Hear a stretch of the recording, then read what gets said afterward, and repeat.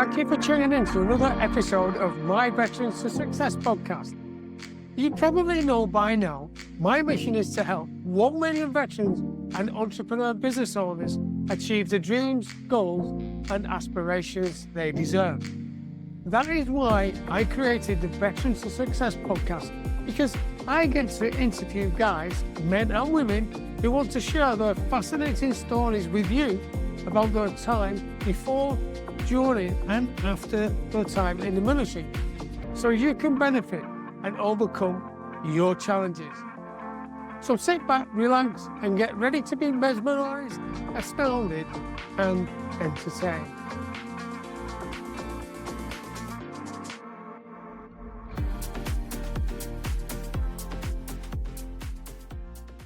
Okay, hello and welcome to another edition of Veterans to Success.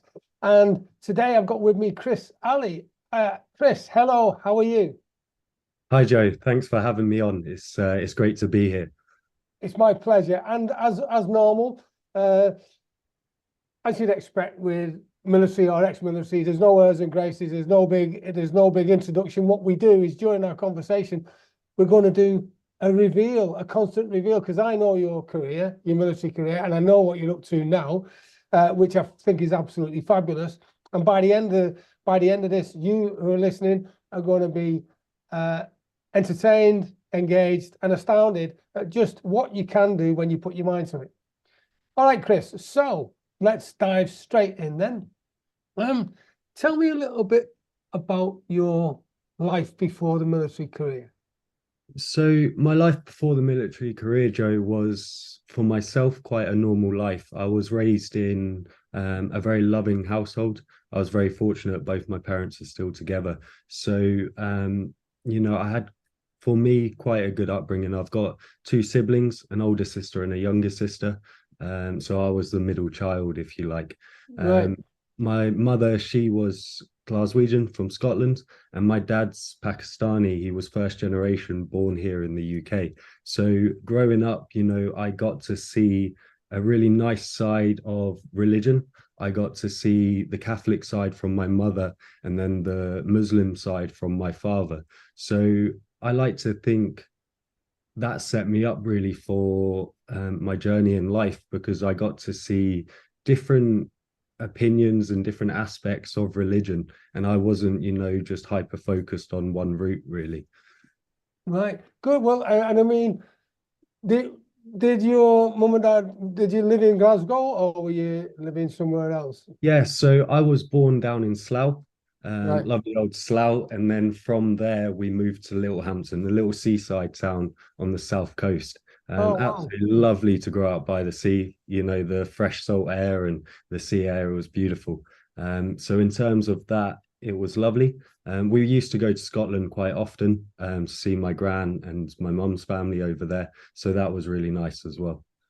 Good, brilliant. And I'm a Glaswegian as well by birth, even though I do not sound Scottish. Yeah, I was born in Glasgow, and I love the place, and I go back regularly as well. So that's something we've got in common anyway. So definitely, I think it depends on which football team is it, Joe? Rangers well, I like rugby, right? So I'm going That's a good choice. I'm going to claim the fifth on that. Yeah, smashing. So,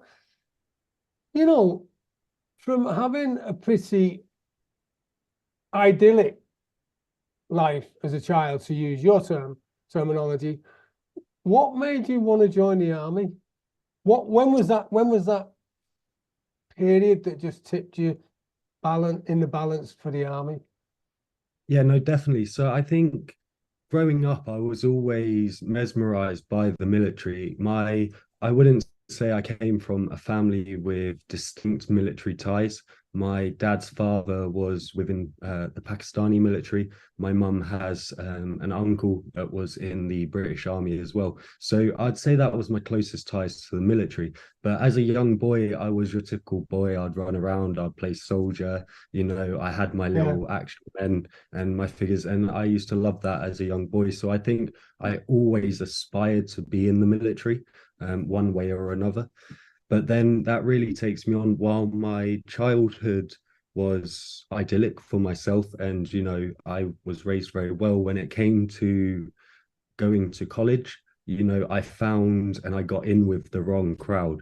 Right. Okay. Not necessarily the wrong crowd, but the influence that came from the individuals was, I had such a great upbringing, and an upbringing where it was a bit sheltered to the world in essence. It was a Mm, case of when I joined in with this crowd in college, it was I found this new breath of fresh air, I found this freedom.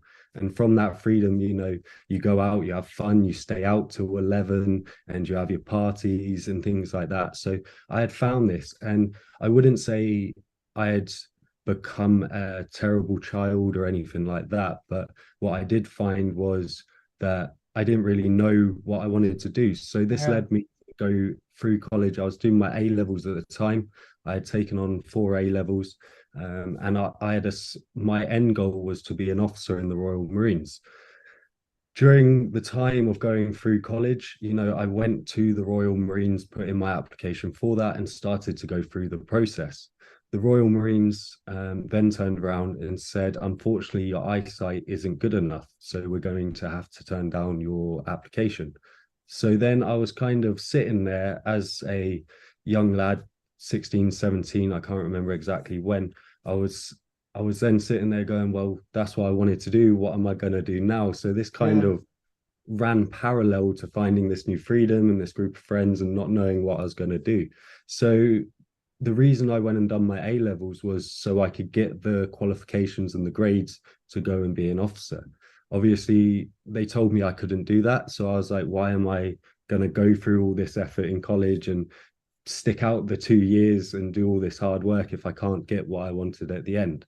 Because Yeah. I was still young. I didn't have a clue of life or Yeah. how Yeah. life worked or what happens later on. So I decided to drop out of college then. So I attained my first year. I got my AS levels, and I just went, that's it. I'm happy with that. I'm not going to continue and get the full A levels.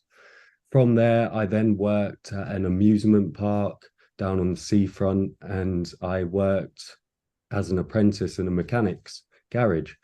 So this was great. When I look back at it now, that attained me a lot of life skills and a lot of knowledge and experience that I was able to bring forward now by having that ability to have the retrospect and the vision of back then. Yeah. So my time when I was at the amusement arcades, my boss at the time, Wes Smart, I'll always remember him. He was a very influential man in my life at that point. He was actually ex-parachute regiment officer himself. And I All right. Okay. remember during my process to go for the Royal Marines, he would always be like, why are you going for the Royal Marines? Go for the Yeah. Para Reg, they're better. But I Yeah. had no clue who the parachute regiment was at the time. So when they turned around and said, you can't come and join us, I obviously had disclosed this to him, and he was like, look, maybe you should think about this path. And then he almost, in essence, was, when I think about it now in terms of what he'd done for me, it was almost like a mentor Yeah. sort of Yeah. position. But I didn't know that at the time because I was young, naive, and inexperienced. So he's guided me and he said, go have a look at these people. But that stuck in my head. Obviously, I met up, I had a partner at the time, and I had, moved out of the house because I had this freedom, went and moved in with her. And it wasn't the best of relationships, to be honest. It was, there was, we were arguing all the time. It just wasn't Yeah. healthy. And it wasn't healthy for my life. I couldn't see that, but my parents could. So one day that all came to an end. And my parents were like, well, if you want to come home, you need to figure out what you're doing. And I was Yeah. like, well, I'm going to join the army. I'm going to do it. So my dad drove me to the careers office in Chichester. And I went in and I was like, right, I want to join up. What can I join? And I want to join as fast as I can. And the guy was like, oh, they always try and promote their own regiment, Yeah. Of don't they? course they do. Yeah. And he's like, oh, come and join the PWRRs, which is Yeah. Prince of Wales. oh, Yeah. the Prince of Wales Royal Regiment. He was like, Yeah. come join them. That's the South unit of the regiment. And I was like, what's this parachute regiment? Because Wes had obviously told me about it. He was like, oh, you don't want to join them, mate. It's hard to get in there. You've got to be really fit. And I was very fit as a young lad. And Right. I was like, okay, I want to do that. Because if I see always throughout my life, I've always wanted to achieve best, achieve Yeah, greatness. And if there's something that can be achieved that is hard, or but it attains you a sense of pride for it, I've always yeah, gravitated towards that. yeah, So he's gone, it's very hard to get in, you won't be able to do it. And I went, watch this space, I'm doing it. yeah, Booked. yeah, yeah. I went down, done the prac, done all the interview stages and that for it, and I passed. I passed a mile and a half in under 9 minutes 30. Oh, good I lad. done Yeah, everything that was needed for that, and that's really my journey of how I ended up in the parachute regiment, and then going forwards from there. yeah. Well, I remember when I went for where was it? Sutton Coldfields. That's where we did ours, and the mile and a half. And it was pretty Mhm. good because only 4 years earlier I'd been involved with a road traffic incident where I broke my legs and loads of other stuff. So, like you, challenges come and go. How did your mum and dad support you, and what did they think about you wanting to join the military? So my dad, very much so, he was of that old school mentality of, go and get a trade, set yourself up, have that, because when you have a trade, you always have that security. You can always fall back on it if needs be. So for my dad, it was very much a sense of, oh, don't just go infantry, go and get a Yeah, trade. yeah. Get a trade that'll set you up. And he was very forefront and pushing of that. Obviously, I didn't listen. I went straight into the infantry, into the paras. My mum, on the other hand, was they are both supportive, but my mum was more, no, you want to go do that, go do it, make it work Good. for yourself and be happy with that. And I mean, you mentioned that your dad was of military stock, if you like, and I think people underestimate how important the Pakistan and Indian regiments were to us, and many other multinationals, the Commonwealths during the war. They were Mhm. they were an amazing um, addition to our military strength, and they played a big part. And I think people underestimate that or do not even know about it. So I'd like to congratulate your father for being military stock, and that probably influenced you as well, didn't it? Yeah, well, like I said, it was my dad's father that was within the Pakistan military. So Yeah, obviously my dad was, as we would call it over here, a a padrat. Pasbat, yeah, Yeah, so he was a pads brat, if you like. So, but I think that naturally, as you look, you can always tell. So, if myself and you are out, say in a Costa or a Starbucks, you can always tell who's military or who's associated to the military, yeah, yeah, because they yeah, always have those values and standards. They hold themselves in certain manners. So, I think that always carries on through the generations. yeah, So, yeah, I think definitely my dad would have had some direction from that. yeah, of course. And so you tip up at training reg, joining Parachute Regiment, which is a tough gig, really. And I believe you had an experience pretty much similar to mine when the sergeant said to me, "I'm your mother now, who am I?" Sort of thing, anyway. Might not have been his exact words, but that's what he meant. Yeah, I don't think he said it as nice as that, actually. So, what happened when you got to training, Reg, and you were you were there, you had your kit, and you thought, flipping it, this is it. Yeah, so it was June 2012. I remember it very, very well. It was, a day of anticipation and excitement all rolled into one. What am I going to expect? And I jumped on that train from Littlehampton, and I'm there with two big rucksacks, Yeah, a suitcase and a rucksack, and I've got an ironing board under my arm, wearing a suit. To everyone else, that's crazy. What is this young lad doing? And I've jumped on the train, gone all the way up to Catterick and to Darlington. And I've arrived at the station at Darlington with no idea what to expect. And I've jumped off the train, and standing on the platform, there was a ramp down to the other side. It was the only exit. Standing at the top of that ramp was a well built man, to put it, a man was standing there, full MTP uniform. He had his maroon beret on and a clipboard. And I'm walking, and I've never met this individual. Just let me MTP uniform for people who don't know what that is. Just what is it? That's the current camouflage pattern used Yeah, by the British Army and the military. yeah. So yeah, so he's standing there at the top of this ramp, and I've not introduced myself. I have no idea who he is. He doesn't know who I am, but he knew that I was there for him. I was there to join the Parachute Regiment because I've got this ironing board. I'm wearing a suit. Not that you stick out at anything or anything. Exactly, but I didn't recognize that at the time. So I'm looking, and he's just gone, "Oh, you joined the Paras?" And I was like, yes, I am. I didn't know what to call him or anything. And he said, "Call me Corporal." Right, get down there. There's a coach outside the station. Get Dublin. And I'm just like, whoa, what's happening? And it's that shocker capture because that's what they want to instill into you. So I've gone out, jumped on the coach. We've gone to ITC Catterick, and we're up in the block now, standing in a line in the corridor, and they're doing a roll call. So calling out everyone's names.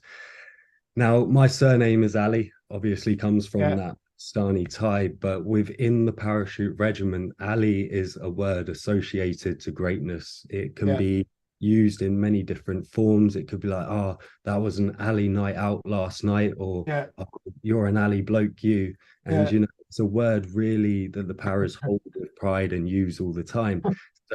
So the writing's on the wall for you, mate, isn't it? Really? Yeah, so automatically my cards were marked, and I didn't even know this. So we're standing there in this line doing the roll call, and I've just heard, "Ali, Ali, who the fuck is Ali?" It was a case of, raising my hand sheepishly, "Me, Corporal." And he was like, "Get out here now." No one else got called out of the line. So I got called out. I had to go to the office. Standing there is the officer, the sergeant, the four section commanders, the full screws are all standing there looking at me. And I'm just there in my suit, just like this oversized suit as well. It was too big for me. And, and they're like, "You're not Ali. Who do you think you are? Is this some sort of joke?" But I had no idea what this word meant to them. Total innocence, total innocence and naivety to it. So they were like, "Stand by you from now on. You're known as Not So Ali. Not so. Yeah, Not So. We're gonna call you Not So. Not So. Get in line." So I think for the next 3-4 months, that's all I was called, Not So. But obviously at the time, it was that shock of capture. It was, what have I done? I have no idea what's going on here. That's good. And I suppose the only way you could top that is if your surname was Alice. Alice, who the is Alice? Yeah. Exactly. So right, let's get down to business then. That's your first encounter with military humor, if you like. What happens then? Because it's a bit tough, isn't it? Like any training, and it's indoctrinated that you are the best regiment in the world, just the same as I was in the Royal Engineers. And we, of course, had 9 Squadron for paratroops and 5-9 for commandos as well. And physical training instructors, which I was. So we have all of that going on to show that we're the best. What experience did you have in training? What did you learn? And how were your colleagues? And of course, what was the attrition? How many blokes did you lose in the basic training? How many did you start with? So that is a great question there, Joyce. So during the training, we started off with quite a substantial number of candidates, trainees, if you like. So we started off with, I think, top of my head, I haven't thought about this for a while. It was probably about in the 60 to 70 mark for the platoon. It was a nice, strong number of candidates. By the time it actually came to our pass off, we only had, I think it was about 14 originals left 14. From all of us that started. And then other back party individuals that joined you. So for ourselves, I was in Udina platoon, and it was during our training differs from, say, a trade within the military. So it's phase one and phase two. So phase one is your basic infantry skills, and Yeah, then phase two would be where you go and learn your trade craft. So yeah, if you're a vehicle mechanic, your phase two would be off and learning how to fix vehicles and anything associated to that job role. got you. But for us, with in the infantry, phase one and two are combined. So we spend our entire 6 months at Catterick, ITC Catterick, Yeah. and our training is obviously merged of that phase one, phase two. Mm. But with the Parachute Regiment, what makes us stand out from the rest is we have to pass P Company, which we have towards the back end of our training. Yeah, I know And it. we Yeah, don't pass the 2 weeks P Company, which is 2 weeks of arduous phys and different events, 10 mile, a log, a stretcher race, yeah. events like that. If we do not pass those 2 weeks, we do not qualify to receive our maroon beret. So it's more of a trial by fire, if you like, Joe.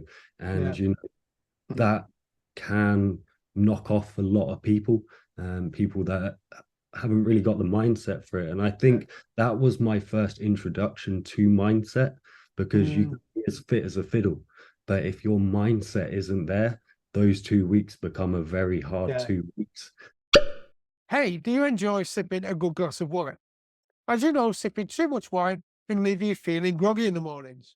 For less than the price of a good bottle of wine, you can gain access to valuable business and life resources gained from my over 37 years in business and 15 years in the military. These world class resources are designed to help you achieve the goals, dreams, and aspirations you deserve. So visit joelteam.com now to find out more. That's JOETEAMS.com to find out more. But I realized that at the time. Yeah, and I know from when I did my diver's aptitude and dragging those tires around and carrying Mhm. those logs and on your own as well. And yeah, because you have a single man log or a single person log, and the same for the tire. And interestingly, when selection 67 started, as you know, I was seriously injured and couldn't finish. I only had about a few weeks left, and you know how many passed that? How Zero, many was that? zero, Zero. Oof. zero. 67 lost all because there was no one joining back party halfway through. So I know what you go through. Even though I've not done P Company, I know many of my mates did, and I know what training goes into it because I worked in the gym. So well done. So right, so you passed that, which is an absolute feather in your cap, and to get the maroon beret. How did you feel on that day? Pass out. Obviously extremely proud, and you know that sense of achievement was extremely high, especially where within the parachute regiment, what at the time I got it as it was a very normal thing to be back squadded, to be injured, and to move back to the platoon that Yeah, started after you, in essence. And that was quite a normal thing, because obviously our attrition rate's high, yeah, the effort that is required is obviously utmost. And it was a case of, on the day, I was very proud. You know, my parents are sitting there in the stand, along with all the other families, yeah, watching us march out onto the square and, you know, perform the drill in front of them. We got addressed by the officer commanding the 2nd Battalion at the time, and also the brigadier was there for 16 air assault at the time. And you know, it's a day that will always I'll carry with pride. It was amazing. But after that, we so you have your pass out parade, and then you go to down to the mess for, you know, yeah, pizza and beers and the party, if you like. yeah, And I remember my mum, during my time within training, the 6 months, it was my birthday, and my mum had created, she used to work in a cake factory. She had made me a big chocolate birthday cake, and it was a case of, it had been sent in the post. The corporals hadn't known I had received the cake, so we had a personal locker. So we had our military lockers and personal locker. yeah. my personal locker was this cake that my mum had sent me. It was a big, big cake. And one day we're having an inspection and we had to have our personal lockers open just to make sure that they were still in order. Yeah. You know, there was no mold in there or anything like that. So that was open, and the corporal's straight away diverted to this big cake. And he was like, "What is that?" And he takes out, well, he's asked me to take out. I've taken out and I've gone, "Oh, it's my birthday cake. My mum makes cakes and she sent this up for my birthday." And he was like, "Right, take it to the office." So I've taken it down to the office. And then he's like, "Boss."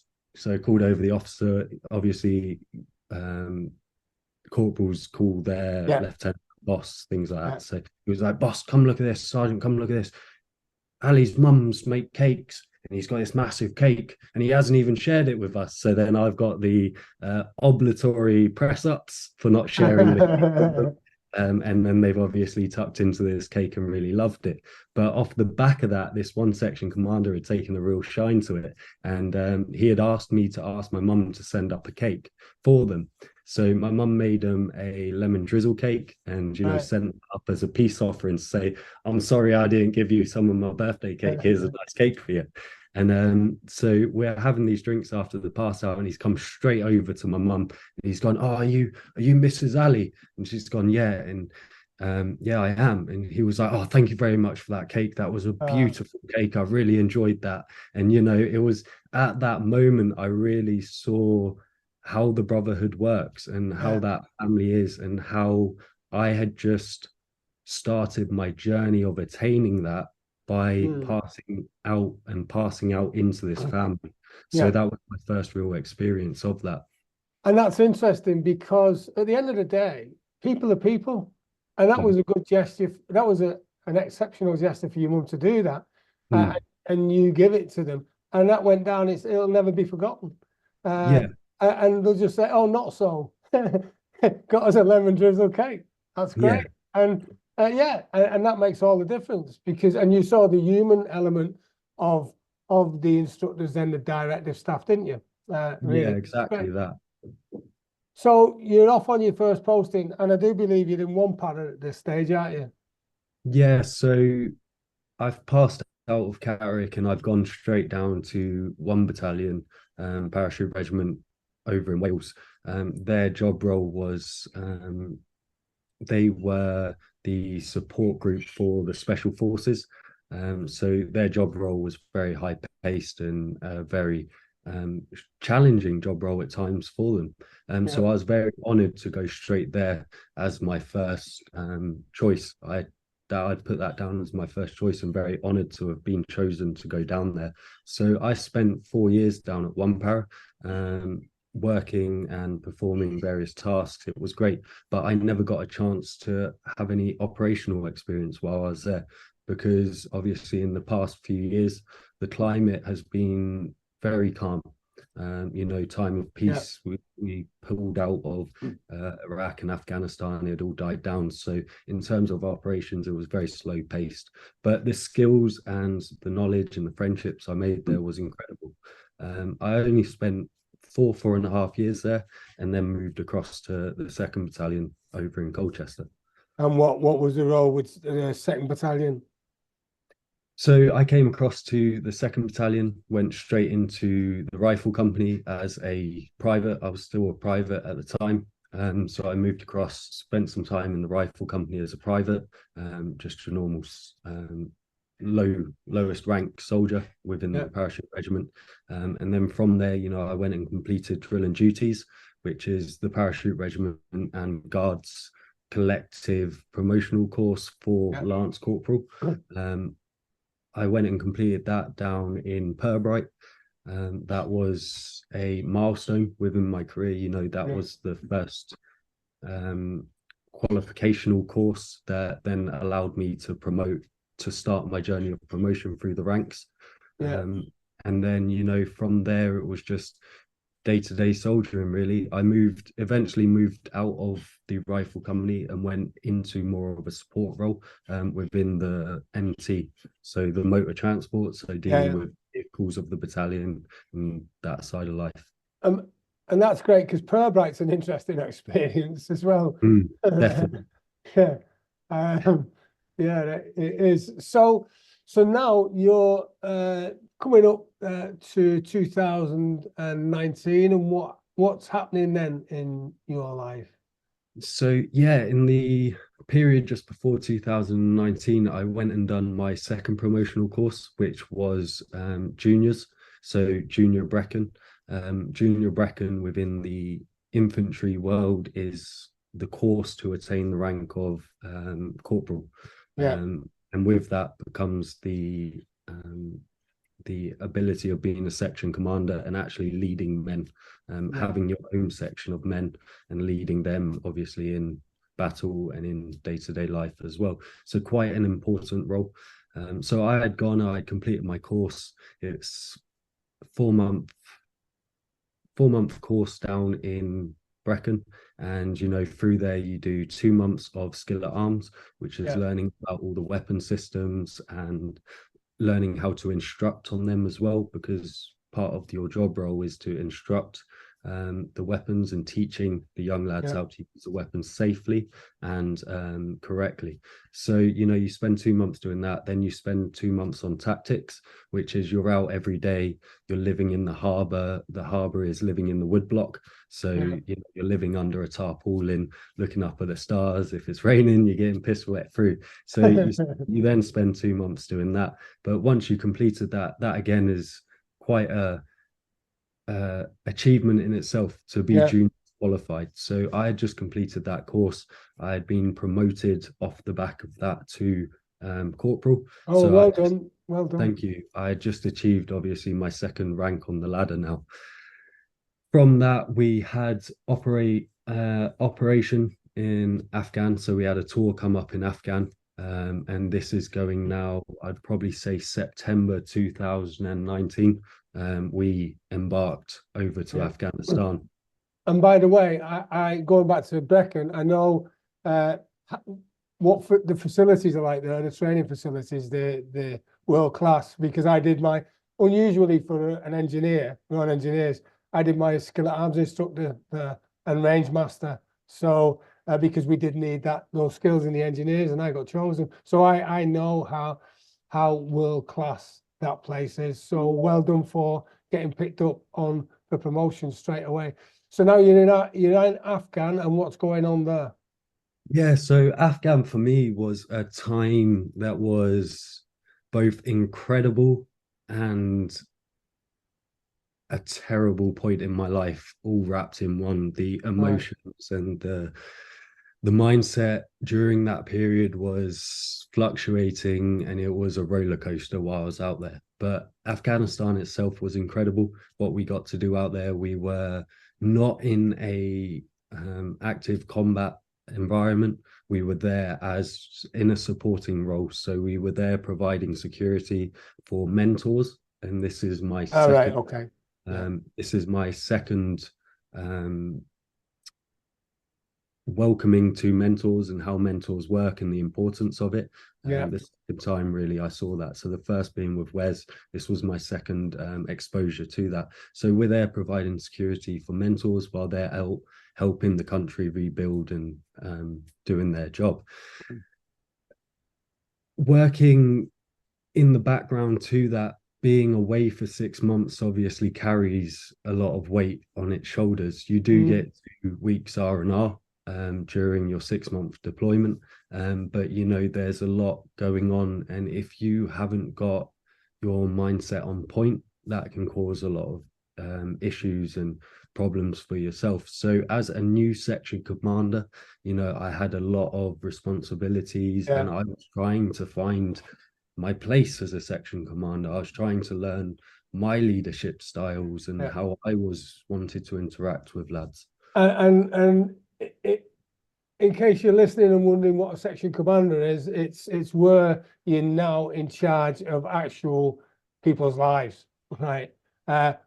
In a smaller way, you are as a private because you're all watching each other's back, but now you are in command of a section, right? Was it 8 blokes, 4 blokes, or Yeah, so during Optoral, it was the the conventional, as you just said, Joe, the conventional way it works is you have your sections. So you have a section of, let's say, 8 men. Within that, you would have a second in charge, a 2IC, being a lance corporal. Yep. And then obviously the in charge is the corporal himself. And the corporal would run that section.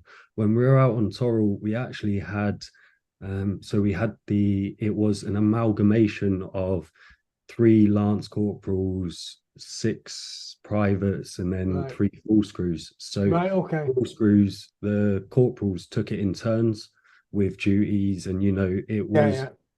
a different exposure to it. But it was great in the sense of, I could see individuals that have been full screws for 2-3 years, and I could see how they were doing it, and I could learn Yeah. that and gain that experience. Again, a mentor in essence, Mentoring without, role. Yeah. without even knowing that that was happening. So that was really nice about that.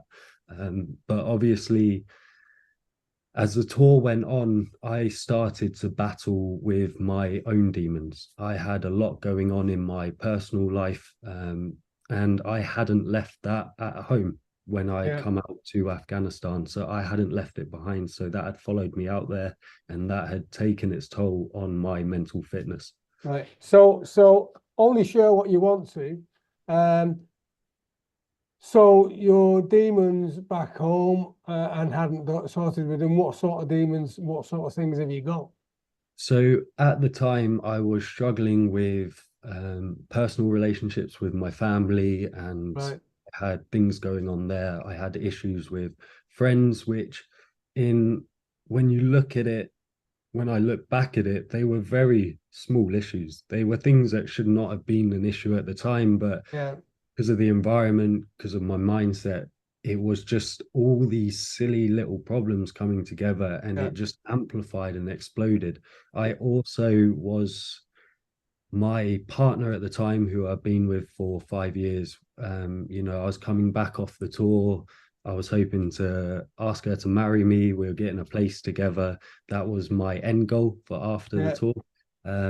That had taken a massive downward tank, and that just ended up in arguing every night for 3 months on the phone when I'm 2,000 miles away. There's nothing you can do. So this really started to take its toll, Yeah. Yeah. Yeah. and that constant arguing and no one to talk to. And that's interesting because you probably got the DJ, Dear John. Yeah, I, definitely. I'm totally with you on that because I've had a couple of them. I know, not detracting from you, but just to give you some time to think about the next part. Is I came back from a tour. It was only 3 months. It wasn't 6 months, and I knew there was something not quite right. But anyway, went to Portugal and I drove down there. So we were together a lot. And then I knew there was something not right.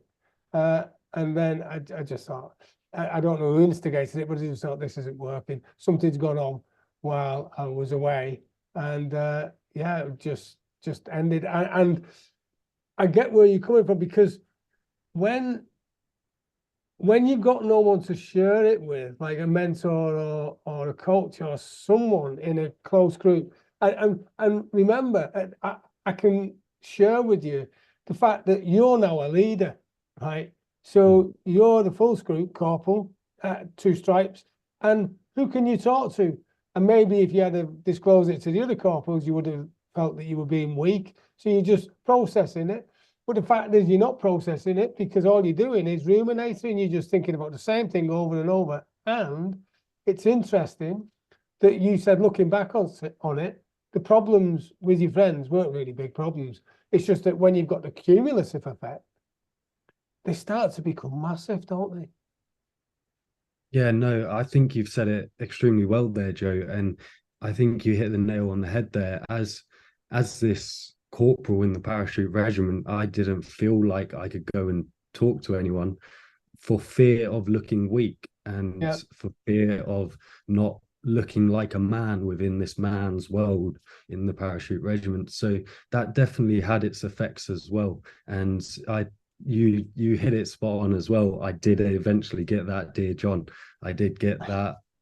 Thank you. Thank And you for your I'm relationship. I laughing moved not on. I'm laughing not at you. I'm just laughing at the day, John, because I know that there's loads of times it's happened to. I, in fact, I do not know a soldier, male or female, who's not received a day's job. Exactly. It's such a common occurrence. But again, it's if that support and you don't feel like you can talk about it to others isn't there, it can affect people in very different Yeah. ways. Um, So what I'm getting from this is, because I know what you do now and what you do is great, and we're going to come on to that shortly. How important do you think it is to be vulnerable every now and again? Be prepared to be vulnerable with your close-knit community. Even though you're a roughy, toughy soldier, right? Whether that be male or female, you're roughy, toughy, you're in what is classed as the best regiment in the world. It doesn't matter who you're serving with. And also in civilian life as well, when you're a leader, what do you think? How important do you think it is to be vulnerable? so the importance of vulnerability, I don't think it's important to be vulnerable. I think it's important to have the ability to talk about what is going on. I think the current issue is within the serving personnel at the moment. Let's take the Parachute Regiment. It's Yeah, such a manly world, and it's, you got to be this man. But the moment you attach the word vulnerable to it, I think that makes everyone run away. But what I think is tremendously important is the ability to have those friends, that support network around you, that you're not afraid of what you say. yeah, And you're not afraid to say to them, I feel sad today. And yeah, that's not being vulnerable. That's you just being truthful with someone that is supposed to yeah, be your best friend. yeah. And I think the importance of that is paramount. That's great. And that's a good look, is it? Because you can say I'm having a bad day. Yeah, it's Mhm. not going great. It could be better. And I think that the language that you use as well. I mean, when I was in the engineers, I mean, you haven't been out of the military as long as I have, and we're going to talk about that in a minute as well. And vulnerable was a bit of a, what are you talking about? Vulnerable. Uh, Yeah. when we address it the way you just have, by sharing your feelings, I suppose that can be seen as vulnerable but dressed up in a different way, so it doesn't come across as you weak. Because Mhm. I know what you're saying. Yeah. So And I think, Joe, what we're talking about during the journey I've been on, after this point in 2019, it was the amount of times I actually sat there and because what I found is when you're willing to talk to others and trust others with your feelings, yeah, they're more likely to reciprocate that with you. And I've sat there and, with fully grown men in the Parachute Regiment, and we've had a hug and we've both cried because we've yeah, shared something that's needed to be spoke about. yeah. And I just want to make sure everyone listening knows there is nothing wrong with that. No, Absolutely nothing. no. And I'm glad you touched on it, because I remember having uh we've been to the Army Navy game, oh, way back, the rugby at Twickenham. Mhm. And I was chatting to my mate, and he served in Kosovo when the Kosovo Serbia problem, and because engineers, right, go in, what had happened is a battle group, there was an armored personnel carrier, they'd gone ahead, and then the driver recognized that there was anti-personnel mines, and there was probably some bar mines around on the track. So we stopped, and one of the guys got out to go in all around the fence, and it was just mayhem. And my mate got called to get them out. Um, and when he got there, someone handed him a bag, and he thought, oh, it's just the person's belongings. It wasn't. It was. I won't go into graphics, but it was. Mm. It wasn't good. And we were just chatting, and he broke down. And this guy, if you saw him, like, he's 6'4", and in the squadron that I was in, we were the fighting 24, right? That's what we were known as. Um, Mm. and yet when he shared this story with us, 3 o'clock in the morning, we just shared that moment, and it'll always stick with me because it was that time where he just not let it go, as in let the actual experience go, just shared some of the emotions, which I'm sure just made it slightly easier for him, if that makes sense. Yeah, definitely. And I think it's your bonds are forged in combat Mm, for soldiers like ourselves. You know, those bonds are forged in combat, but they are solidified and they're strengthened by how you share that after the combat, in the downtime, during your downtime, and how you connect with each other and trust in each other. That's what really amplifies those bonds that you forge during the missions and the tasks and things like that. yeah. So you're in Afghanistan, you've had the day, John, you've had the arguments, you've had difficulty, and then there's another blow, isn't it? As if it couldn't get any worse, what happened then? And only share what you're happy to share, because I know Yeah, it was a tough time. yeah. Thank you, Joe. So obviously, I had taken these blows, as you put it. You know, different things where the weight was getting heavy on my shoulders, and at this point in the tour, I was already contemplating. I had gone into the dark space in my mind, if you like. I Mm, was already starting to have suicidal thoughts. And if you asked me this question 3 years ago, I would not have been able to have admitted that.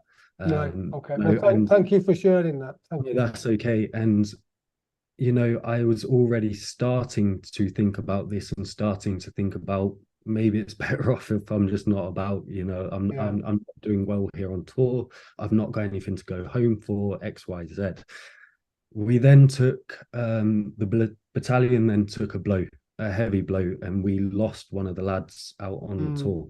right. Um, you know, he was a young lad, great lad within our section, Yeah. and you know, we had lost him, and that at the time was very hard to process, not just for myself, but for the battalion out there in Afghanistan. So Yeah. obviously, everything got heightened. You know, all the head shared were heightened. The Padre was talking to us, and we're having these talks. You Yeah. know, trim, they call it trim. So it's the a form of counseling, if you like, Yeah. after a traumatic event to make sure everyone's okay and will be okay going forwards. So the battalion's now conducting all of this to make sure everyone's okay. This has given me not a period of reflection, but it's made me realize I can't keep going on this path. And Mm, I need to talk, which was my issue. I wasn't communicating with yeah. anyone. So this had made me realize I needed to go out and talk to someone. So to which I had turned around, I had gone to the Padre. The Padre is the religious man on the tour, could be from any religion. But the Padre for us, it was a Christian Padre at the time. So I'd gone to him and I'd said, look, Padre, I'm struggling. I need some help.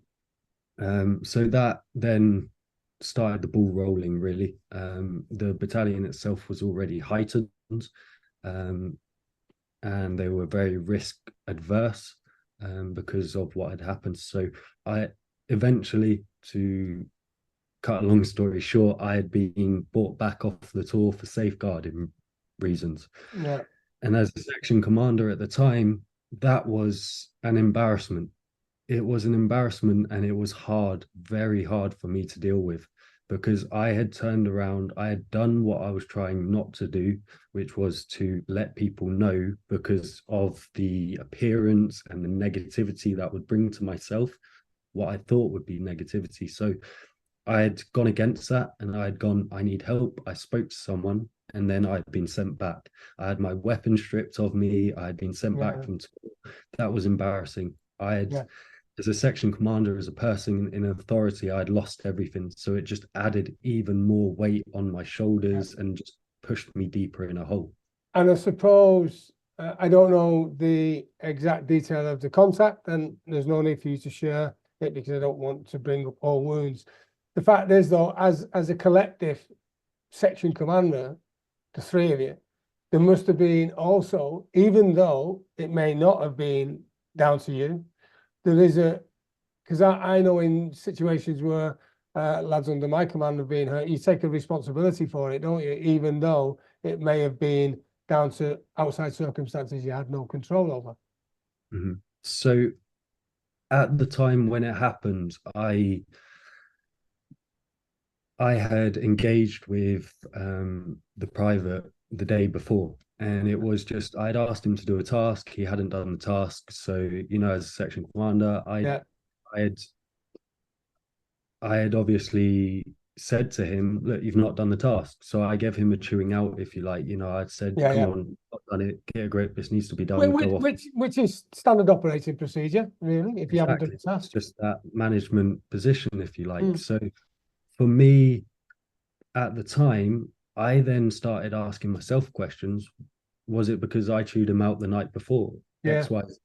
But what I've learned on my journey and by having that inward look at myself and where I was and what got me to there, this doesn't happen overnight. This is when someone's mental fitness is at such a low point that they would contemplate taking their own life. It's a case of that's a build up over time. And that individual may or may not have been crying out for help in the build up to that. But a lot of the times it's a silent killer because you don't see it coming. And that's what happened in this instance. And who knows, but for the grace of God, go I and you, if you hadn't assured with the Padre your challenges, maybe you could have been another statistic in your battalion. Exactly. And you can always think what if, but I like to think what came from that. And it's a case of, what can I learn from that? And I think, this is, I don't, yeah, I think, yeah. Good. So it's. And by the way, if you're wondering what a Padre has got to do in the scheme of things, the Padre, I suppose, is the confidant, the mentor, the HR representative, the person who deals with the stuff that maybe soldiers, sailors, airmen, women won't deal with or won't speak about to anyone else. So yeah, that's what they do. So right, you're back at your unit now, and what's it looking like now at your unit? So I've obviously been brought back off the tour for the safeguarding reasons, which in retrospection, I'm so happy they done it, because that obviously at the time I thought that was the wrong thing to do. Like I said, it was embarrassing. I had lost a lot of personal friendships from that and a lot of professional friendships from that because I was a bit of a joke. I was seen as this weak individual, having these issues sort of thing. So I did lose a lot of relationships in that period. But what I've gained from that is, that was meant to happen in order to help me grow going forwards. So from there, I then went on this downward spiral. So, I've got the embarrassment, I've lost my partner, I've got all these issues going on. My mental fitness has taken a toll. So I've just gone into this pit of despair and just gone, fuck it. I don't care. I found a new love for wine, and I was drinking heavily most nights. Quite often I would find myself having a bottle or two of wine a night, and I found that coping mechanism, Joe, which is so easy to do. And it was easier to do that than it was to go and talk to someone and get help. I'm looking back on that now. If what piece or recommendation, because advice you can take it or leave it, what recommendation would you give to someone who may be sure in a similar position now and maybe hit the bottle? Because one bottle of wine a night is a fair bit. Doing two is a significant one. So I wouldn't imagine that it was leaving you in the best capacity to perform when a few years earlier you've been at the top of your fitness. So what recommendation would you give to someone who is maybe in that position and hit rock bottom? I think it's when you're in that position, it's you don't think there's a way out of the hole, but it's that understanding that the small list of tasks that you complete, be it waking up in the morning and just brushing your teeth, accomplishing little tasks like that is how you build the steps to get you out of the hole. And it's just remembering that no matter how deep in a hole you are, how many bottles of wine you're drinking or what you're doing, there's always light at the end of the tunnel. And it may be hard to see it, but it does come from making an effort to be honest, Joe. You've got to change. Yeah, and I'm had I not been paralyzed after my incident when I was on selection, maybe I'd have hit the bottle as well. I couldn't move to drink, right? So I know how bad being low can be, and all the self-sabotaging, all the negative messages, right? And then, as if that's not enough, then what happened? Because something else happened that hit you when you weren't expecting it. Yeah, definitely. So we're now in early 2020. So I've come back off the tour. I'm in this self-deprivating hole. I don't care about my life.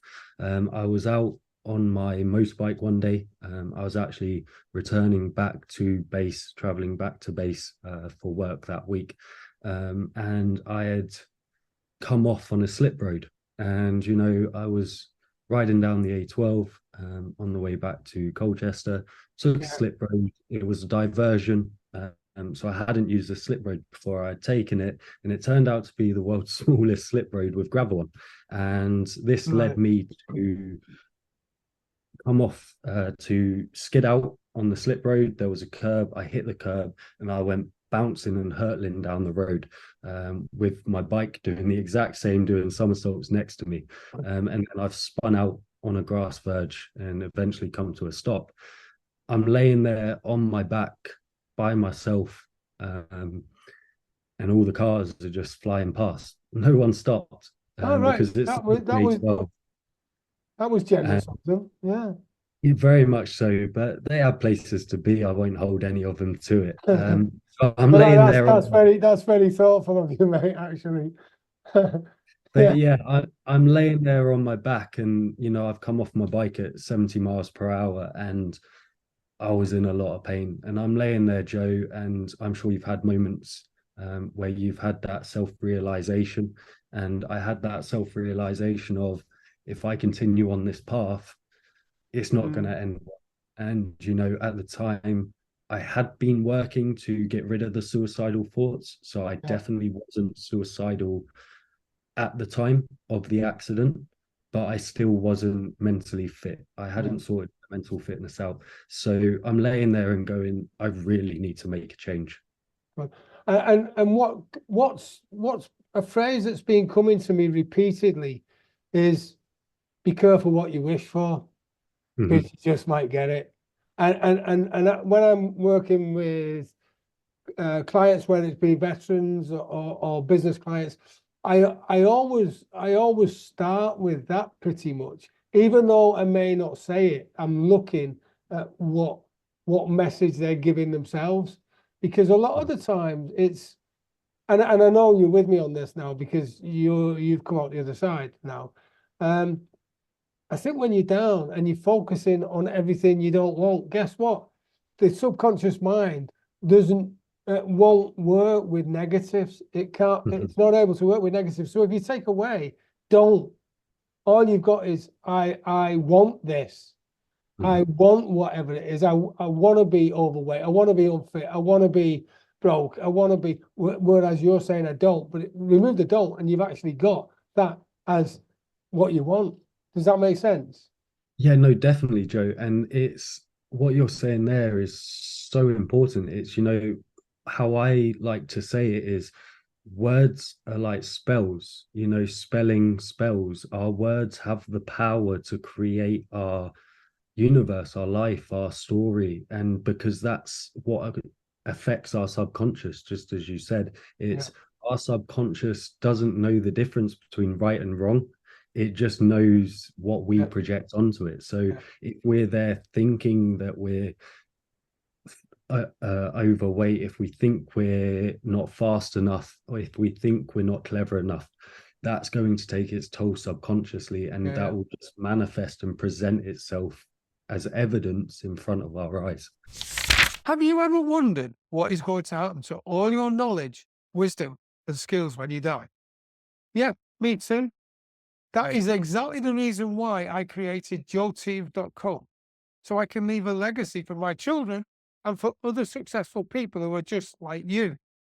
For less than 40 pence per day, you get access to valuable business and life resources gained from my over 37 years in business and 15 years in the military. These world-class resources are designed to help you achieve the goals, dreams, and aspirations you deserve. So visit joelteams.com now to find out more. That's JOETEAMS.com, joelteams.com to find out more. Exactly. So you're on the grass verge, your motorbike's in bits next year. Unfortunately, it didn't hit you or not hit you sufficiently to kill you. You got all the cars driving by and you're thinking to yourself, thank you, and waving to them. You don't, and then you're thinking, wow, I've got to reevaluate my life. And Mhm.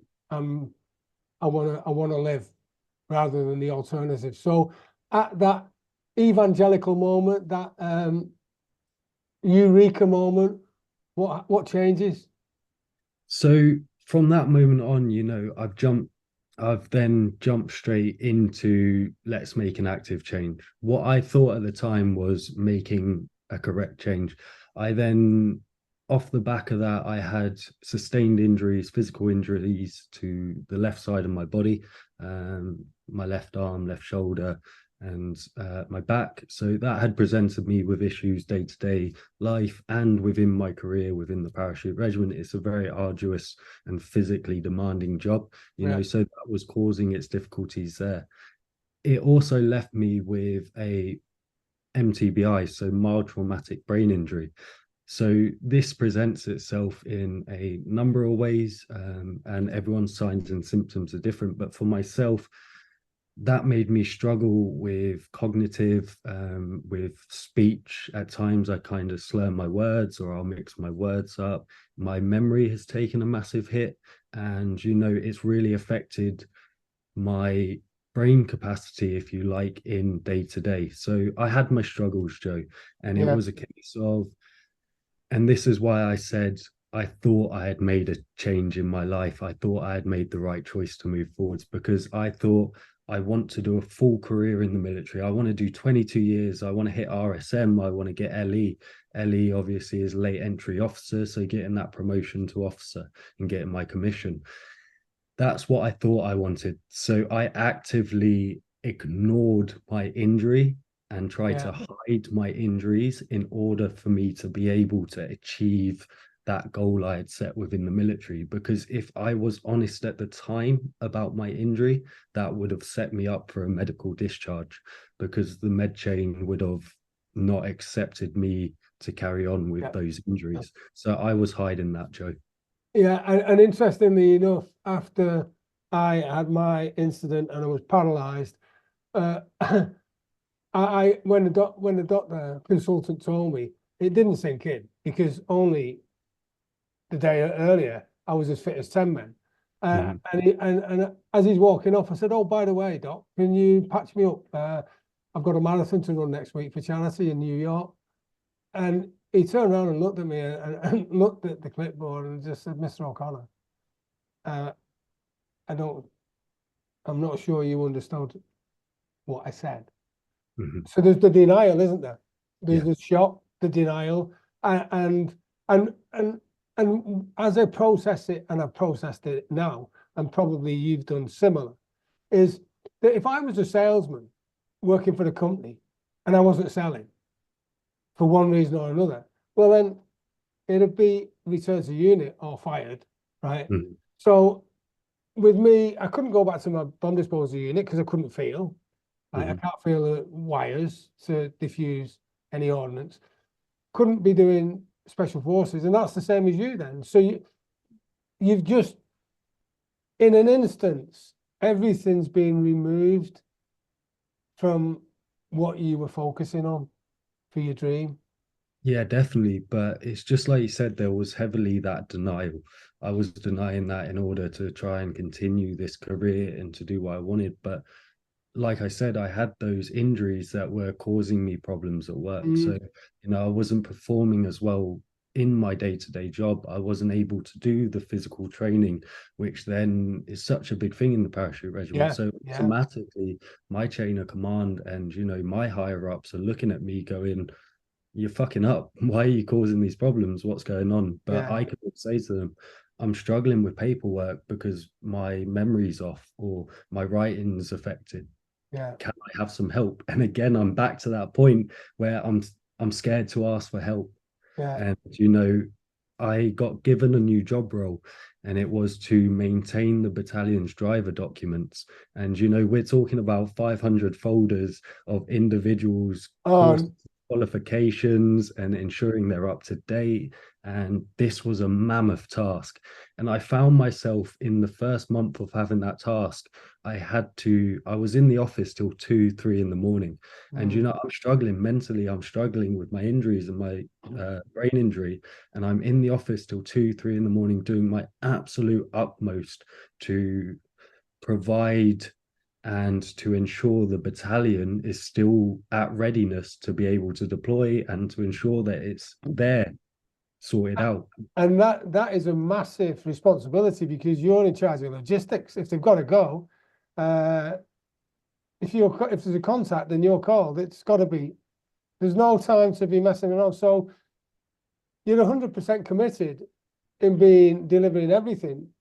The fact is that you're only functioning on 50%. Forgive me for putting it in those terms, and that's about right, isn't it? Yeah, no, definitely. So, as you just said, I wasn't focusing on myself. I was focusing on, the battalion, and I was focusing on others. I was putting others before myself. But when Mm, I was laying there back on that grass verge, I had said, I'm going to think of myself here. I'm going to make a change for me. But I yeah, hadn't done that. And just like you said earlier, Joe, I hadn't had that acceptance yet. yeah. Hadn't accepted it. I was still in denial. Right. So you just went sod it or something worse to that effect. And Yeah, so it's 2 o'clock in the morning, and I'm sitting there and I'm going, what am I doing? Why am I here supporting others? I need to focus on myself. So that led me to go back to the medical chain, to the doctor, and say, here, look, doc, this is what I'm struggling with. Let's get this sorted. What can we do?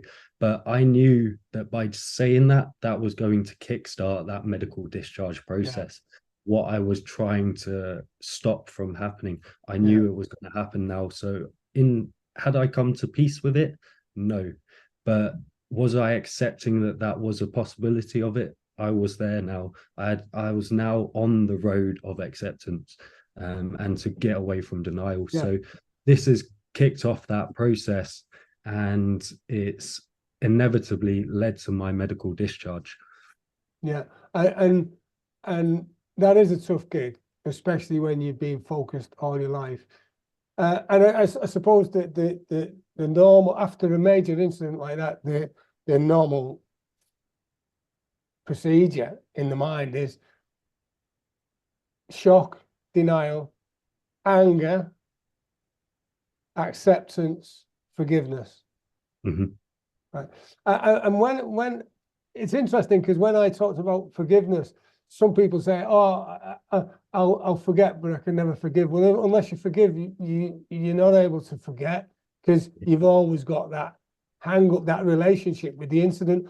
And and I know you totally appreciate this. The magical thing about forgiveness is the forgiveness is to forgive the incident, which releases the emotions from you. Because probably the person you're forgiving or the incident you're forgiving don't even know. And if they did know it was causing you a problem, they'd be glad. Most Yeah. of them would be glad. The forgiveness is for you. So you've gone through the acceptance. You've recognised that, oh, I haven't dropped the ball because I told the doc. So there was a lot of struggles going on. And then what happened? So where are you now?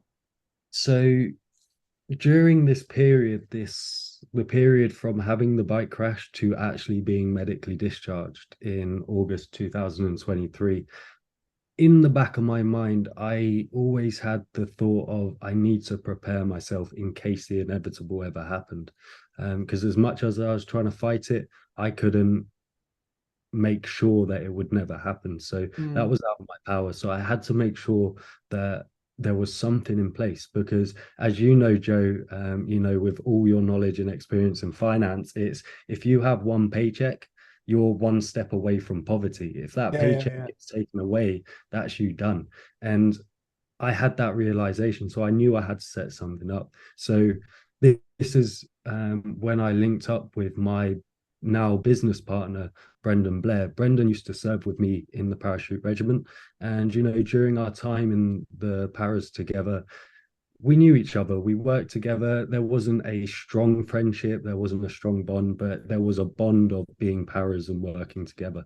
But we had met now, so we're talking late 2020, myself and him had now linked up and we had come together and had this idea to start a company.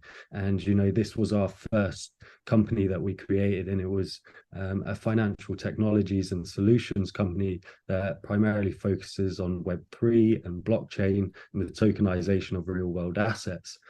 And so we had come together and we had started doing this in the background to while I was trying to hide my signs and symptoms so I could continue my career. So if Yeah. we look at my life now, we've got two conflicting stories. We've got one where I'm trying to create a company and create a better life. And we've got the second where I'm trying to hide my injuries to have a career in the military. So they don't actually mesh, their energies don't combine.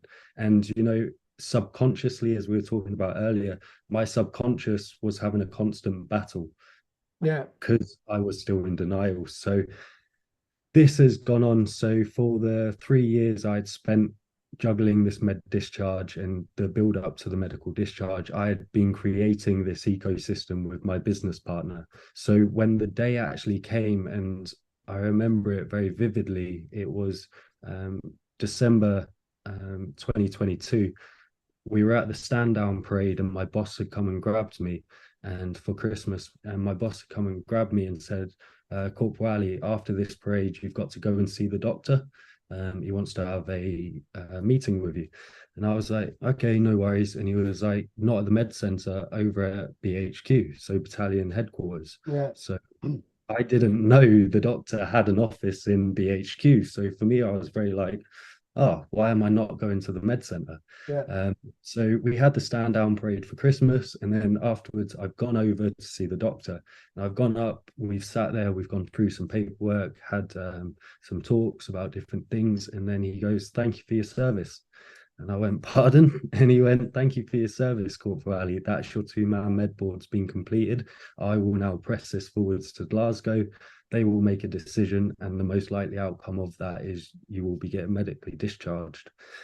And it was at that moment that reality just hit. And I was like, oh, this is actually happening. And I was like, okay, how long have I got, Doc? And he was like, it depends how long it takes Glasgow to process the paperwork.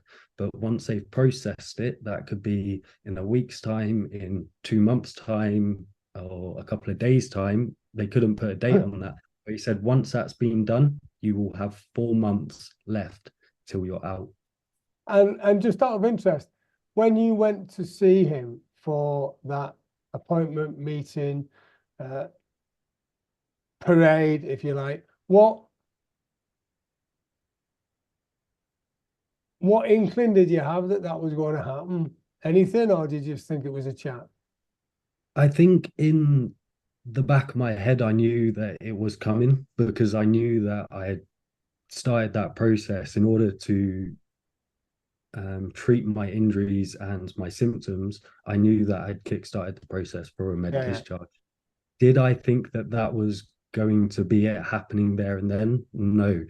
but I think I did know in the back of Yeah, my yeah. mind it was a possibility. In in your heart of hearts, you In my knew. heart, Yeah, yeah. You just were. So maybe that could have been put across a little bit better, perhaps. So right. So you've just received your MD. How are you feeling now? so now I'm juggling a mix of emotions, Joe. You know, I'm excited for the next step of my journey. I'm anxious.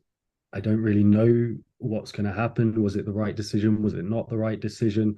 Did Yeah. I actually make the wrong decision? And did I should I have stayed in and done a full career? And you know, earlier on in this conversation, Joe, we are talking about my dad and how he wanted me to go and get a trade. If we fast forward now, it was when I told my parents, I think they had more worry for me than I Yeah. actually had for myself. Yeah. Uh, Yeah. because my dad was like, well, what are you going to do? I don't know. You need to fix this. You can't leave. You need to get the Yeah. decision upturned or what. Like my dad was more worried for myself. Yeah. But the important thing to remember is on this journey of 3 years from the bike crash to where we are now, it's a case of I had worked on my mindset all along that. So Mm. as every day, every month, every year went by, I was trying to get stronger mentally and Yeah. have that robust mental fitness. And I suppose, like going back to Dear John's, that's probably the biggest Dear John you've received to date, isn't it? From the military. That Med4 document, right? Yeah, that thank you for your service. Yeah, yeah, yeah. You've got 4 months. We'll see you later. And do one, mate. Yeah. So But that's the thing, Joe, and it is we joke about it, but the reality of it is when they say thank you for your service, you get med discharged, you have 4 months to sort your yeah, life out, and that's you done. There's no extension, there's no, no, oh, we might bring you back. It's thank you, mate, you're done, yeah, you're off. and And then and, that's and when reality kicks in that it is an organization, that you are yeah, just a number within the cogs. yeah, Cog of and again, I share your pain. I know what that sense of loss is like because it's not just you leaving a job, you're leaving a culture, you're leaving your mates, you're leaving an indoctrination, if you like, a way of life, right? Mhm. So, so you got the 4 months, and then you've got Brendan, and I know you've got some other guys in place now. So, what's your mission? What are you doing? And we can talk about how we met as well. So, what brought you up? What brought the idea? What was caused the birth of the company you're doing now? Because I can see it in the background. Those of you watching on YouTube can see the Genesis Group, and if you can't, you can see the pop-up stand, which is Genesis Group. So, what's Genesis Group all about? So yeah, no, thank you, Joe. So Genesis Group obviously started, as I just said, as this financial technologies company back 3 years ago.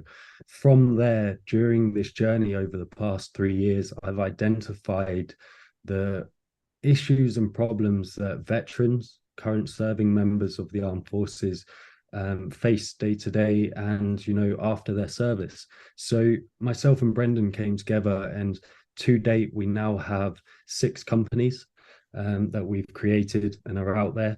And each company is hyper focused in its own industry. So, for example, we've got a media and marketing company, and you know, this combined with the other companies within the ecosystem. They're all there to provide that support and that assistance to the communities that we're both a part of, Joe. And this has now culminated into our 7th company, which is the Armed Forces Business Centre. And this is a beautiful location here in Colchester that is a fusion of business and charity coming together to provide the epiphany of support for veterans and blue light members. Which is absolutely fantastic because we share the dream to help veterans, which is why we're going to be collaborating a lot on the transformation centre developing up in Cheshire. So we're going to do a lot of collaboration. And in fact, you've invited me down as one of your guest speakers, which I'm extremely grateful and honoured to be at, which is in March, isn't it? And what's going to happen on that day? March 2024, in case you're not sure which year. Yeah, beautiful. So as I just said, we've got this building in Colchester, the Armed Forces Business Centre. Our grand opening is the 1st of March. That's obviously, you've got your invitation to that, Joe. And that's going to be a tremendous day, you know, a day of grandeur, if you like. We're letting the best kept secret that we've built for the past 3 years, that's us now pushing that out and opening those doors up to provide that support to everyone. But as you just mentioned, you've been invited down as our guest speaker, and that's to our first live event at the Armed Forces Business Centre, running from the 8th to the 10th of March. And, you know, we've got some great-minded individuals. We've got yourself with finance and all your wealth and knowledge. And, you know, we want to have this environment where you can still be serving. You can be serving and just want to increase your knowledge or start a little side hustle, for want of a better way. Or you could be a veteran that's been out for 8 years and you're looking for a new lease on life. And, you know, this event will be there to provide that knowledge to the individuals. And I totally get how important it is. Even if you think, oh, well, it's only 3 days. Yeah, it's 3 days packed full of useful stuff and networking opportunities. And even though you may not recognize it now, I would certainly highly recommend that you do all the networking that you can, because what I want to do is I want to cover a few things on how do you deal with failure. So for myself, Joe, it's I've thought about this question quite a lot recently, and it's in the early days of my military career going into the Parachute Regiment. You know, we spoke about that indoctrination, and that indoctrination for the Parachute Regiment is you are the best. You are the best within the British Army. You are top of your level. You are Greek gods, if you like. And, you know, that's how we hold ourselves and carry ourselves. So when it comes to failure, we don't fail. We always achieve what we want. You know, we do what we want, we achieve what we want, and we go for it. So for me, failure was very much made me realize that I never really dealt with failure. I never really looked at it or acknowledged it. I just was kind of naive to it. But as I've grown and my mindset has grown, I've now realized that you don't actually fail unless you actually stop yourself from carrying on your journey to achieve your goal. You don't actually fail. You've just taken another route to get to what you were intending to accomplish. Yeah, well, let me give you this mnemonic, because I know we love mnemonics in the military. Fail is first attempt in learning. That's beautiful. I love that. First attempt in learning. Yeah. When I was told that, I thought, yeah, that's pretty cool. That. That's beautiful, because it's so important to remember that you've got to fail forwards. You've got to learn from that and use that to get stronger. And with no failure, we wouldn't recognize what success looks like. So speaking of which, what's the secret of your success? Even though you probably think I'm not successful yet because I've still got all this to do, the fact that you've come through what you've come through is success in itself. So what's the secret? And you've already touched on it, but just drill down a bit. So for myself, you said it perfectly. I'm not successful yet, but what I am is I've achieved some great things. And in order for me to be sitting where I am now, with the ecosystem that myself and Brendan have created, and with the Armed Forces Business Centre, and having the ability to give back to the veterans, I'm here because I surrounded myself with great people. Because you can attempt to do something on your own, but it will take you twice as long, or it will be 4 times as hard. But if you surround yourself with great, knowledgeable people, your support, your networking, and having that mastermind around you, that is so important. Great. We've touched on social and business network, and I know you're growing your network all the time. How important do you think that is to have a good network around you? It's absolutely fundamental. It's one of the pillars of success is having that support around you, as I Mm, just said.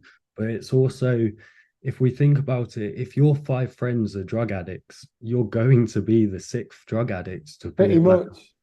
if Yeah. your five friends are millionaires, you will be the sixth millionaire. And I promise you that. And it's, during this journey, and I'm sure you found it as well, Joe, as you go along your journey, you tend to leave people behind. Yeah. And that's not because of negativity or anything bad. That's got to be seen as a good thing because you've outgrown them Yeah. and they're on a different journey and a different path from yourself. Yeah. Which is interesting because I know when you said after you'd been returned to unit from Afghanistan and all your mates were mocking you or whatever and thinking you were weak, then you got to look at the fact, were they really mates? Or were they mates at a time when you were okay, and then when you went on a different path, it didn't turn out. So that's a very important point, to make sure you surround yourself with people who think like you, and maybe who think in a way that you want to think, if that makes sense. Yeah, definitely, Joe. And in having gone through this journey and having worked on my mental fitness, I would never have been able to associate that, like you just said so perfectly. I was shedding weight back then when I Yeah, lost those relationships. I would never have thought to even associate that with, at the time, that looks like failure, as we just said, but that wasn't actually failure. That was growth. That yeah. was the first attempt in learning. And when I go in a room, I don't want to be the cleverest person in the room because I won't learn anything. Definitely not. No. I'm not so keen on being the dumbest person in the room, but if I am, then that's okay as well, because it means that I've got to lift myself up to be on Mhm. a plateau with the other guys. So coaching and mentoring, we've been touching on that all the time. The guy who was the arcade chap, yeah, earlier on in the conversation, it was it Wes? Yeah, Wes. Yeah, how important do you think it is to have a good coach mentor throughout your life period? It's absolutely fundamental, Joe. And back when I started my entrepreneurial journey, it was a case of I was doing it myself. I was with my business partner, Brendan. We were doing everything ourselves. I was trying to learn business. Like I Mm, said, I didn't get a degree. I didn't finish college. I was learning everything myself, the real life experience, in essence, to get me to where I wanted to go. yeah, Uh, I could do that myself, but it was taking me forever. So one of the best things I done was I went and paid for a mentor.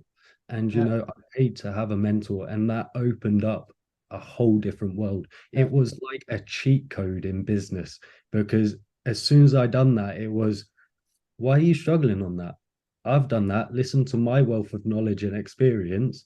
This is what you need to do. That will help you out. Now go do it. And you're like, I've just spent three yeah, weeks trying to figure out how to sort this out, and you've just solved it in a day.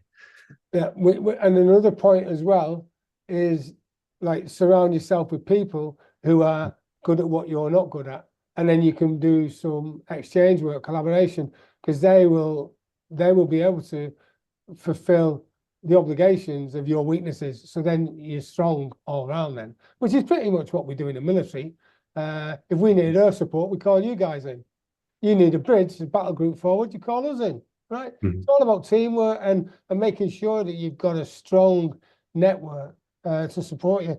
And obviously you're a big believer in transferable skills from the military, discipline, integrity, honesty, strength, reliability, all of that stuff. So how transferable do you think the skills are? The skills that a individual acquires within the military are absolutely worth their weight in gold within the civilian world. But unfortunately, they don't know how valuable these skills are. Mm. There's a time I remember back when I was doing skill at arms in Brecon, and we were giving lessons on the weapon system. Yeah. So we're given a lesson, but we're also there in a leadership position. And Yeah. the night before, I remember everyone was sitting there and they were up till 3-4 in the morning trying to learn their lesson. Yeah. And it's you know exactly how it is. But what I found in that time was I found a way of doing it and pushing that out there. From I had listened to what the instructors had taught me, and this wasn't a skill that I got a qualification for. I didn't get a certificate in it. I just listened, and I had used that, and I was getting top grades at skill at arms because I had listened and I had learned this from the instructors. Why am I saying this? Because during my transition out, I went down to Jess and James's public speaker course, and I went and learned how to speak publicly and how to do speak to sale and different things like that. And what I realized in that moment was what I had just paid to learn from Jessen was what the military had taught me all those years ago in Brecon. I just didn't connect it to the civilian world. And back to your original question, transferable skills, it's little things like that. It's a lack of education on how valuable those skills are. And this is something we're going to combat with the Armed Forces Business Centre, myself and you, Joe, so we can actually get that out there and teach the individuals. And funnily enough, thank you for that. Funnily enough, I know Jason, and I worked alongside him. We worked together as speaker coaches, so I know everything he teaches. And on that journey, I spent tens of thousands of pounds, and then the penny dropped, and I just thought, like you said, I know all this. And that's why we're going to collaborate, because we want to show people how to do it. And that's our give back. Finally, the Columbo question. Oh, and just one more thing. What's the one tip from your experience, wisdom, and knowledge? What's the one tip you would give to someone who's leaving the military, or a veteran who might be wanting to expand or grow or just get out of the deep brown sticky stuff? What's the one tip you give them to succeed? So I think the thing I want to emphasize the most is the importance of communication, the importance of being able to talk about your current position. But it's also remembering that just by achieving one task a day and growing 1% a day, if you manage to continue that, and every day you just change one thing and you grow that 1% a day, in a year you will grow 365%. And I mean, that's a 3.5 times return on where you were a year ago. And it's just, the takeaway from that really is the smallest of change and the smallest of accomplishment can make the biggest of differences cumulatively. Exactly. Well, listen, how can people contact you and your organization? Yeah, beautiful. So all anyone has to do is just jump onto any of the social platforms, just chuck in Genesis Group. Go to our website www.genesisgroupglobal.global, and they'll be able to contact ourselves. Thank you, Chris. And remembering, of course, that joeteams.com/register is where you can find out more about all of the resources that I put together. And, you know, together we can make a difference. Chris, it's been an absolute pleasure speaking with you. You take care and have a brilliant day. And you, Joe, thank you very much. Bye all. joeteams.com is a resource I have created to fulfill my mission to help 1 million veterans and business entrepreneurs like you achieve the goals, dreams, and aspirations they deserve. joeteams.com is jam-packed full of valuable resources specifically designed to help you on your journey to success. Visit joeteams.com now to find out how you can join and start your journey to success immediately. That's joeteams.com, JOETEAMS, joeteams.com. And until we meet again, have a brilliant day.